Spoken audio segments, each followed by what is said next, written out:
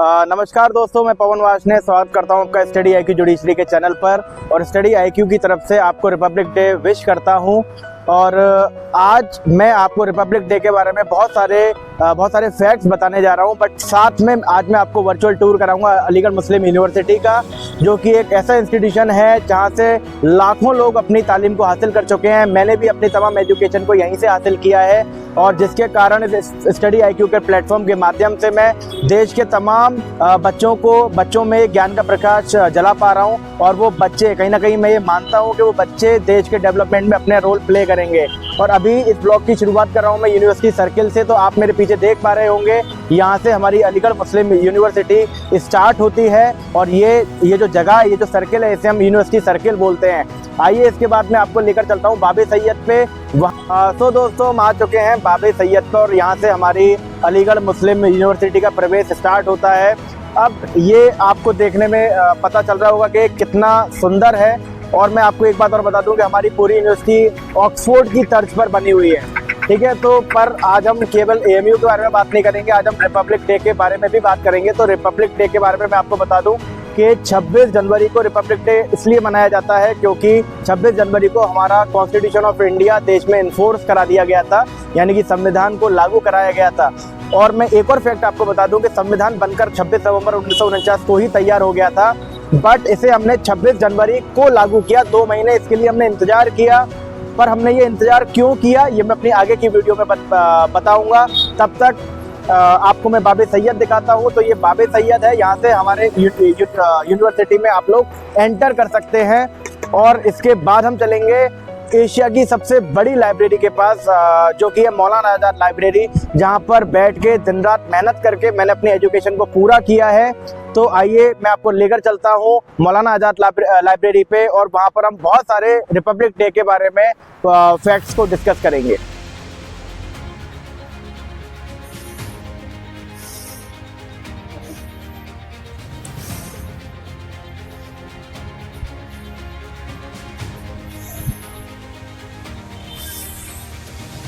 तो हम लोग आ चुके हैं मौलाना आजाद लाइब्रेरी पे, जो कि एशिया की सबसे बड़ी लाइब्रेरी है। यहाँ पर लाखों स्टूडेंट पढ़ के निकल चुका है, बड़े बड़े अधिकारी बन चुका है और बड़े बड़ी पोस्टों पर पहुँच चुका है। और आज भी यहाँ पर हज़ारों बच्चा, आप देख पा रहे होंगे आसपास कि हज़ारों बच्चा यहाँ पर बैठकर पढ़ रहा है। मैंने भी अपनी तालीम यहीं पढ़कर हासिल की है।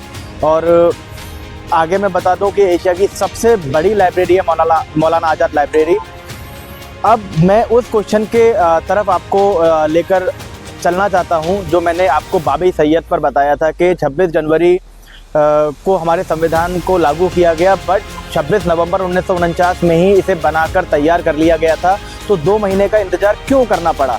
तो इसका जवाब कहीं ना कहीं हमें 1929 में अगर हम देखें तो वहाँ पर मिलता है। जब दिसंबर में लाहौर सेशन चल रहा था, तो पंडित जवाहरलाल नेहरू ने वहाँ पर घोषणा करी थी कि आने वाली 26 जनवरी 1930 को हम पूर्ण स्वराज दिवस के रूप में मनाएंगे।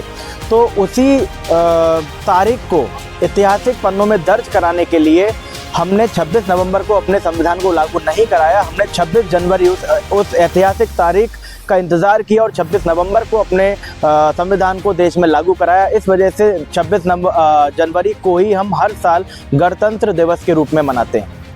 चलिए अब मैं आपको और अलीगढ़ मुस्लिम यूनिवर्सिटी की बाकी जगह लेकर चलता हूँ। चलिए।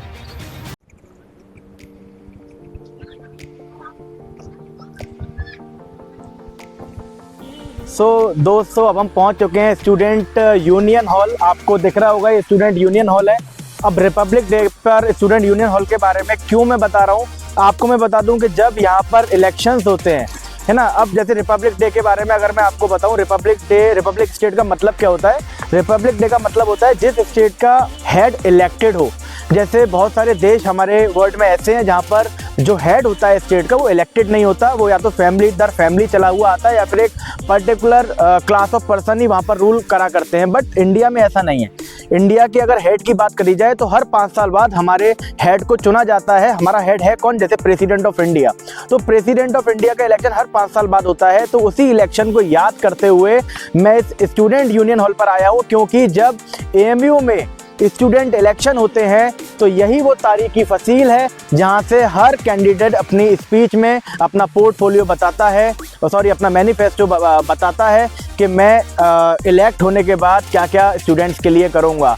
तो उसी स्टूडेंट यूनियन को याद करते हुए, उसी इलेक्शन के दौर को याद करते हुए और डेमोक्रेटिक पैटर्न को याद करते हुए रिपब्लिक डे पर ये स्टूडेंट यूनियन हॉल दिखाना भी बहुत खास हो जाता है। हेलो दोस्तों, हम आ चुके हैं स्ट्रेची हॉल पे और कह सकते हैं कि ये अलीगढ़ मुस्लिम यूनिवर्सिटी की सबसे सुंदर जगह है और आपको ये मेरे पीछे स्ट्रेची हॉल दिख भी पा रहा होगा। अब यहाँ पर अंदर क्या क्या होता है ये मैं आपको बाद में बताऊंगा, बट मुझे एक चीज़ याद आ रही है क्योंकि आज रिपब्लिक डे है तो भारत के बारे में भी बात करनी है।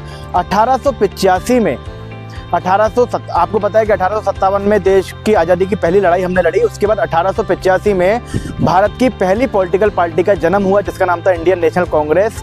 पर मैं बता दूं 1885 में एक और ऐतिहासिक चीज़ हुई थी और वो ये था कि उस 1885 में स्ट्रेची हॉल बन के तैयार हुआ था और ये एएमयू की पहली बिल्डिंग थी और इसे सर जॉन स्ट्रेची के नाम पे बनाया गया। तो 1885 में केवल आईएनसी ही नहीं बना, 1885 में हमारा स्ट्रेची हॉल भी बना था, जो कि आप देख पा रहे होंगे कि कितना सुंदर है।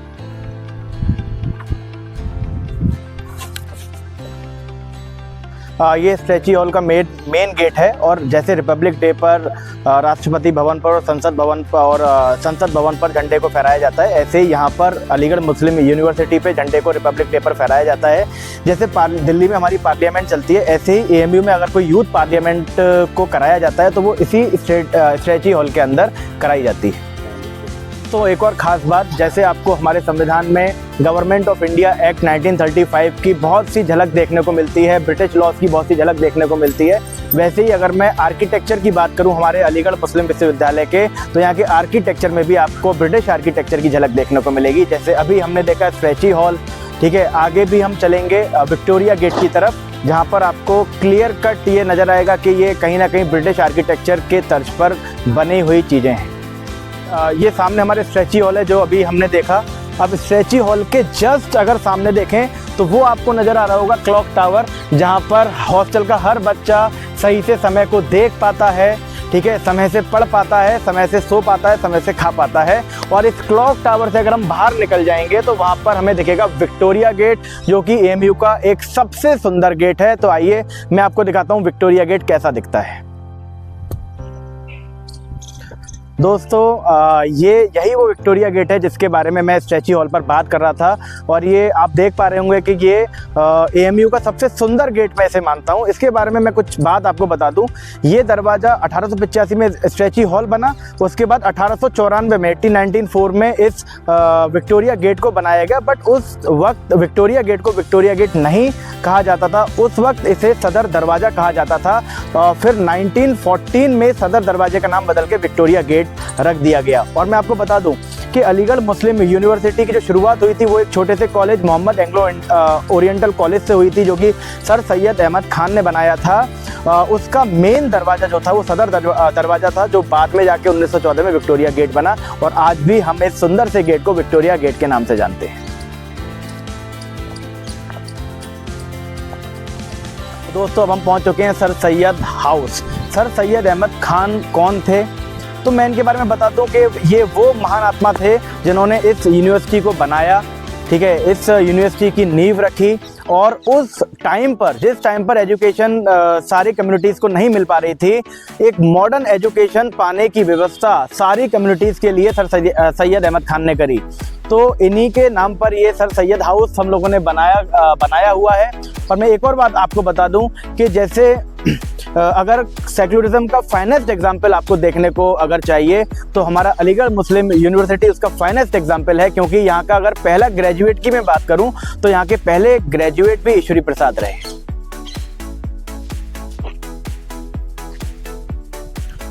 दोस्तों उस दौर में, जिस दौर में इतनी सारी कुरीतियाँ थीं, उस दौर में एक ऐसा विजन रखना कि सारे जितने भी सेक्ट्स हैं हमारे समाज में, जितनी भी कम्युनिटीज़ हैं हमारे समाज में, उन्हें मॉडर्न एजुकेशन मिल सके, इस विज़न के साथ सर सैयद अहमद खान ने 1875 में मोहम्मद एंग्लो ओरिएंटल कॉलेज की नींव रखी।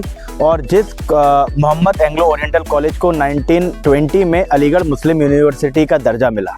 तो दोस्तों फाइनली अब हम आ चुके हैं उस जगह जिस जगह का मुझे सबसे ज़्यादा इंतज़ार था कि मैं इस जगह पर जाऊं और आप सभी बच्चों को ये दिखाऊं, क्योंकि अगर हम संविधान की बात करें और हम फैकल्टी ऑफ लॉ की बात ना करें तो ये कहीं ना कहीं आप सभी के साथ नाइंसाफ़ी होगी, ठीक है, और इस वीडियो के साथ भी नाइंसाफ़ी होगी। तो ये मैं आपको बता दूँ, भारत की one of the oldest law faculties में से है और इसी लॉ फैकल्टी AMU अलीगढ़ से मैंने अपनी लॉ की डिग्री को पूरा किया। इसी लॉ डिपार्टमेंट ने और यहाँ के टीचर्स ने मुझे इस काबिल बनाया कि मैं इस स्टडी IQ प्लेटफॉर्म के माध्यम से आप सभी बच्चों को पढ़ा सकूं, आप सभी बच्चों में ज्ञान को बांट सकूं और आपको भी इस काबिल बना सकूं कि आप देश के लिए कुछ अच्छा कर पाएँ। तो फाइनली एट लास्ट मैं आपको लॉ फैकल्टी पे लेके आया हूँ और मैं इस वीडियो में इस लॉ फैकल्टी का, इस लॉ डिपार्टमेंट का, यहाँ के टीचर्स का तहे दिल से धन्यवाद देना चाहता हूँ कि उन्होंने मुझे इस काबिल बनाया कि आज मैं इस प्लेटफॉर्म पर खड़ा होकर और सभी बच्चों को पढ़ा पा रहा हूँ, ठीक है। और साथ में मैं बता दूं कि अब हम रिपब्लिक डे पर ये बात कर रहे हैं, तो रिपब्लिक डे पर बहुत सारे फैक्ट्स मैंने आपको बताए स्टार्टिंग से लेके अब तक कि क्यों 26 नवंबर को पूरा होने के बाद संविधान भी हमने लागू कराया, 26 जनवरी पे डेमोक्रेसी के बारे में बताया, रिपब्लिक स्टेट के बारे में बताया कि हमारा जो हेड ऑफ़ द स्टेट है यानी कि प्रेसिडेंट ऑफ इंडिया है वो इलेक्टेड होता है, इस वजह से हमारी स्टेट रिपब्लिक स्टेट कहलाती है। तो इन्हीं सारे तथ्यों को बताते हुए फाइनली मैं इस वीडियो को एंड कर रहा हूं और आशा करता हूं कि मेरा आपको मतलब ये एजुकेशनल जो टूर मैंने आपको, एक छोटा सा टूर मैंने जो कराया रिपब्लिक डे पर, वो आपको पसंद आया होगा। और मैं ऐसे ही आप सभी बच्चों के लिए ऐसे एजुकेशनल टूर लेके आता रहूँगा और ये मेरा पहला टूर था तो आपको कहीं ना कहीं कुछ कमी लग सकती है, बट मैं आगे आपसे वादा करता हूँ कि एक से एक अच्छा एजुकेशनल टूर मैं लेके आऊँगा, जिससे कहीं ना कहीं आपके ज्ञान में वृद्धि होगी और वो भी इंटरेस्टिंग वे में वृद्धि होगी। चलिए, तो बहुत बहुत धन्यवाद। Happy republic day to all once again. मेरे और स्टडी IQ की तरफ से यही मैं कामना करता हूँ कि आप सभी बच्चे जल्द से जल्द अपनी मंजिल को पालें और जल्द से जल्द हमारे साथ अपने जज बनने के सफ़र को पूरा करें। धन्यवाद।